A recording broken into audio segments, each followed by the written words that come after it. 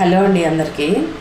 నేను వంట చేసింది ఏదైనా స్టోరీలో పెడతాను కదా ఎప్పుడైనా ఒకసారి.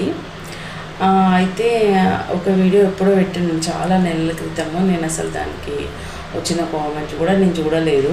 అసలు నేను ఎక్కువగా చూడను కామెంట్లు ఎవరైనా పెట్టిన, అంటే కామెంట్కి పెడతా కానీ వాళ్ళు ఇన్బాక్స్లో మెసేజ్ పెడితే నేను చూడను. అయితే ఆ వంటకి ఏం పెట్టిరంటే ఒకరు, గిన్నెలు అస్సలు బాగాలేవు, ఏం గిన్నెలు అయ్యి బాబు, ఏం గిన్నెలు అని.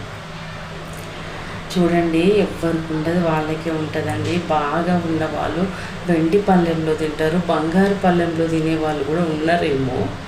ఎవరి స్తోమత తగ్గట్టు వాళ్ళ గిన్నెలు ఉంటాయి, ఎవరి స్తోమత తగ్గట్టు వాళ్ళ గిన్నెలు వండుకుంటారు. ఒకరిని తక్కువ చేసి అట్లా మాట్లాడడం కరెక్ట్ కాదని నేను అనుకుంటున్నా. ఓకే, మీకు అది నచ్చలేదేమో చెప్పుండొచ్చు. ఏం చెప్పాలంటే కొంచెం మార్చేయండి, గిన్నెలు చూడడానికి అంత బాగాలేదని చెప్పొచ్చు.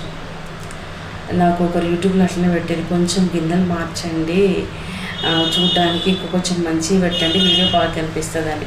అలా చెప్పుంటే బాగుండేది. అబ్బా బాబు ఏం గిన్నెలు అన్నారు. ఎవరికి ఉండే స్తోమత వాళ్ళకు ఉంటుందండి.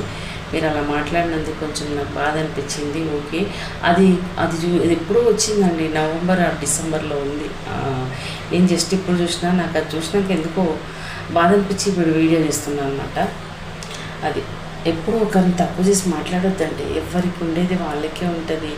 బాగా ఉన్నోళ్ళు ఉన్న తీరుగా వాడుకుంటారు, మామూలు ఉన్నోళ్ళు మామూలు దాంట్లో వాడుకుంటారు గిన్నెలు. అంతే కదా ఫ్రెండ్స్, చెప్పండి, మీరైనా కామెంట్ చేయండి. నిజమా కదా?